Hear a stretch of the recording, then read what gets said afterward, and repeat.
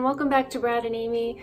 My name is Amy and today I'm going to be doing a Disney tag that I saw done by Mark from Now That's Just Gay. When I saw him do this video, I said, I have to do that. I wasn't actually tagged to do this, but I really want to do it because I love Disney. This isn't so much a video about Disney World, it's just about Disney in general. Disney movies, Disney music. Before I even get started, let me just say that if you want to do this tag, please do it. I'm not going to tag anyone in particular. There are some people I could definitely tag and you know who you are.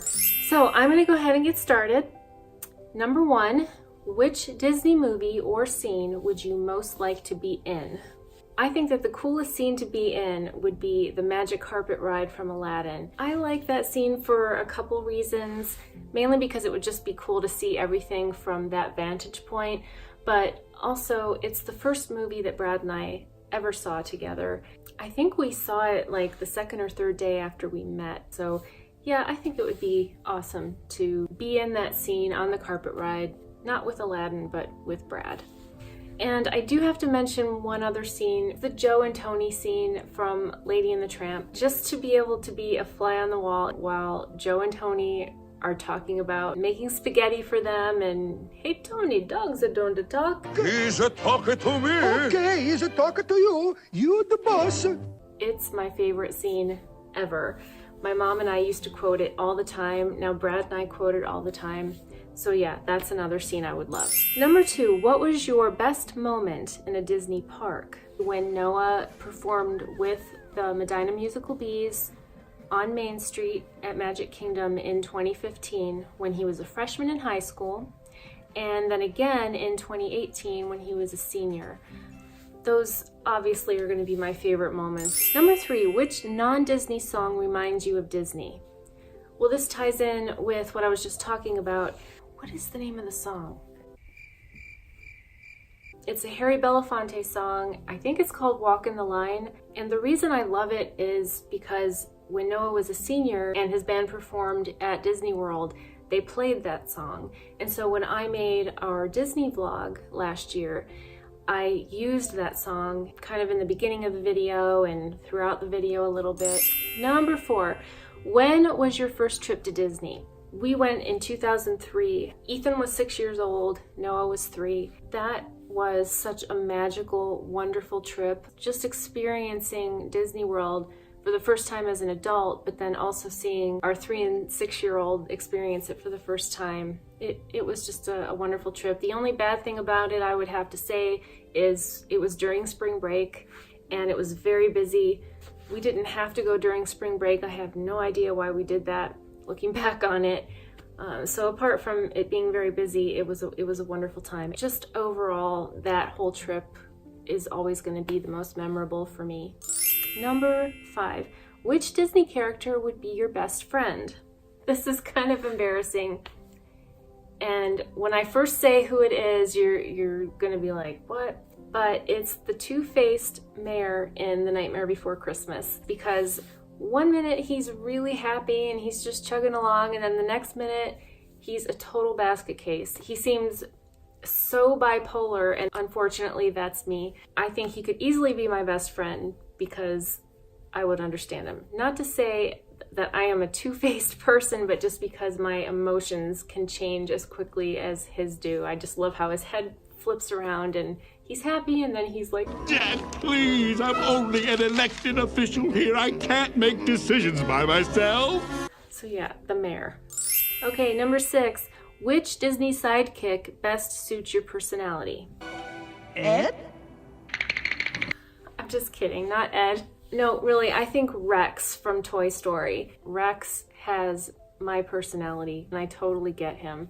Right, Rex? Well, yeah, no, I don't like confrontations. He is worried about things. He's not self-confident at all, and he has the potential to be confident because he's a dinosaur, but he's just not, and I can really relate to that.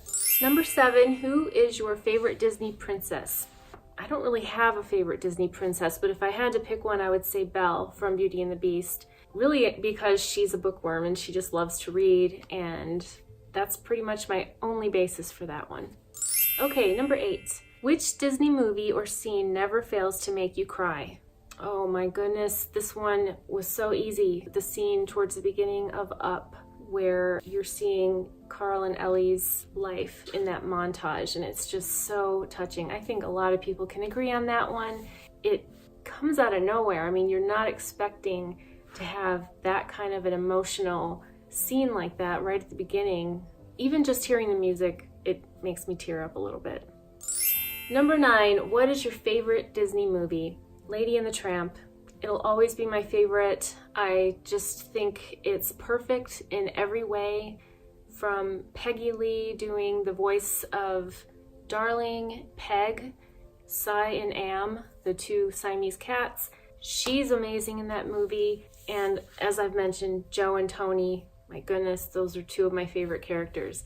And there's just so many reasons why I love that movie. It makes me think of my mom. I just have memories of watching it when I was younger and living at home, and I have memories of Ethan watching it when he was a toddler. It's always going to be my favorite. Number 10, which Disney movie is most overrated? First of all, I haven't seen every Disney movie. Okay, for me personally, I'm going to give you 2 movies. One is Cars, and that's just because I'm not into cars. I know that my son Ethan, he's 22 and he still loves that movie. I'm not saying it's a bad movie. To me, it's overrated just because it's not something that I like personally. And the other one would be WALL-E. I did enjoy parts of it, but the first half I thought just dragged. However, the second half I really enjoyed. I loved the whole idea about, the people being in the chairs and not moving, and then so they lost all their muscle mass and everything. And I think that that really ties in with kind of how we are as a society today. But as a whole, I think WALL-E is overrated. It's just not something that I can sit through from beginning to end and enjoy. Number 11, which Disney movie is most underrated? Pinocchio. I realize that a lot of people do love that movie. It's a classic. Everybody knows what it is. Pinocchio with his nose growing when he's lying and all that. But I don't know, that movie has so many other great parts to it. Like the villain, Honest John. I thought he was a great character. And also the Italian guy that Pinocchio ends up being in his show, where he does the I Got No Strings song, and of course, Jiminy Cricket singing When You Wish Upon a Star. There are just so many great moments from Pinocchio, and I think it's underrated. I think that there are many more scenes and moments from that movie that are pretty much forgotten. Okay, number 12, what is your favorite Disney song? Okay, I'm going to choose 2. I'm going to choose a classic Disney song and then a more modern one. For the classic, I would have to say When You Wish Upon a Star. That still gives me goosebumps when I hear it. I'll always love that song. And for a modern day Disney song, I would have to say This Is Halloween from The Nightmare Before Christmas. If I hear just a tiny bit of that song, it will be in my head for the rest of the day, and I'll be singing it all day long. In fact, I guarantee I'm going to be singing that song now for the rest of the day. Number 13, what is your least favorite Disney song? If I had to pick one, I would say Be Prepared from The Lion King. I don't know, I have that soundtrack. I bought it back in '94 when the movie came out, and that's probably the song I would skip over the most often just because, I don't know, it's negative, I don't know, I just don't care for it. Number 14, who is your most memorable Disney villain? There's so many great Disney villains. The one I'm gonna say I can't imagine anyone else saying because it's just so out there and random, but because I love Lady and the Tramp so much, I started thinking, who is the villain in that movie? And there really isn't a clear villain, but Cy and Am would probably have to be, which is ironic because I absolutely love cats. Cats are my favorite animal, but they're like the bad guys in that movie, and I love the song. I love how they're just so sneaky and cause all the trouble, and then poor Lady gets blamed for it. So I would just say Cy and Am. I know there's other really great villains in other Disney movies, but I'm gonna stick with Cy and Am.